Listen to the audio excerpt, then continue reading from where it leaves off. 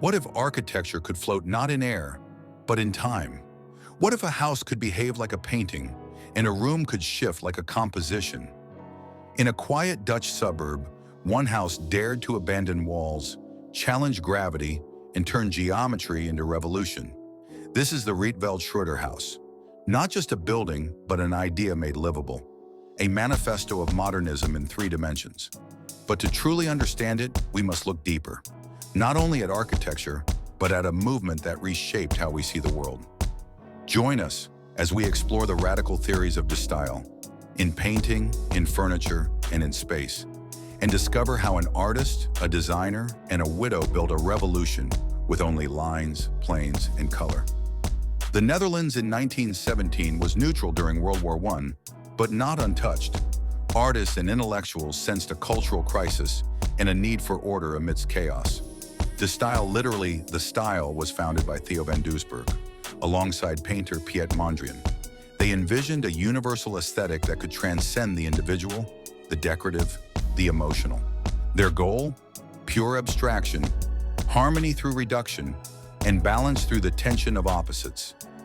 Key principles of Stijl: use only primary colors, red, blue, yellow, and neutrals, black, white, gray. Employ only horizontal and vertical lines. Avoid symmetry, but achieve balance through asymmetry. Strip away all ornament to reveal universal structure. It was radical but not chaotic. It was about finding clarity in a fractured world. Mondrian's paintings, like composition with red, blue, and yellow, weren't decorative, they were meditative. Each canvas was a spiritual exercise in precision. He believed that by removing illusion and reference, a painting could become pure reality, what he called dynamic equilibrium. These grids were not random. They were fields of quiet tension, where each color and line held a precise role. Theo van Doesburg added his own voice, experimenting with diagonals and pushing the style into architecture and typography. Their goal wasn't to depict the world, but to rebuild it, one primary color at a time. Enter Gerrit Rietveld. Originally a carpenter, Rietveld translated the Stijl vision into 3 dimensions. His red and blue chair was not just furniture, it was sculpture, an exploded composition of lines and planes. Every component was independent. No piece merged with another. Joints were exposed. Colors were assigned by logic. Red for back, blue for seat, black for frame, yellow for accents. It was uncomfortable, impractical, and revolutionary. Rietveld's later work, like the Berlin chair and zigzag chair, continued the experiment. Furniture became spatial poetry. Function became form, and form became belief.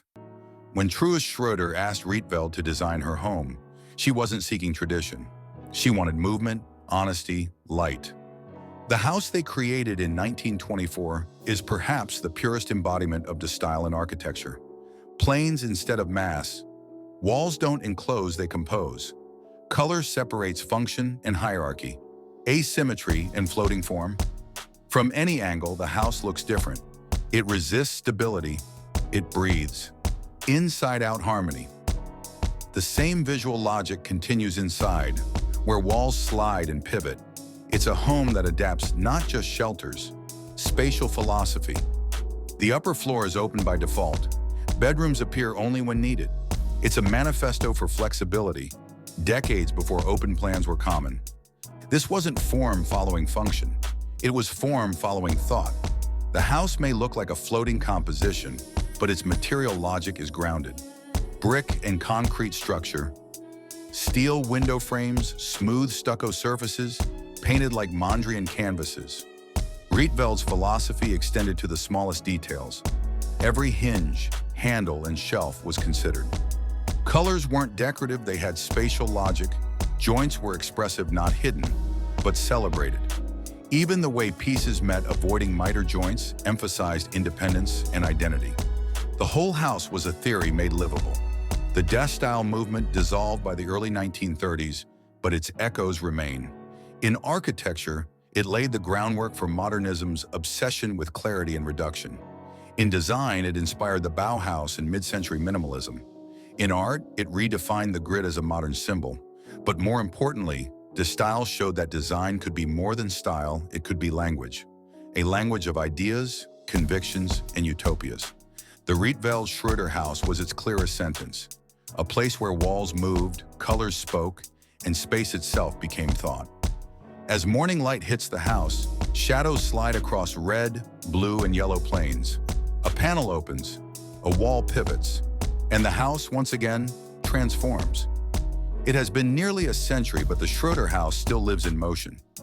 If this journey into De Stijl and radical architecture moved you, subscribe to Space, Shape, and Scale. Click into our next episode and follow the timeline of modern architecture into Bauhaus, into Le Corbusier, into the global revolution that followed. The movement has only just begun.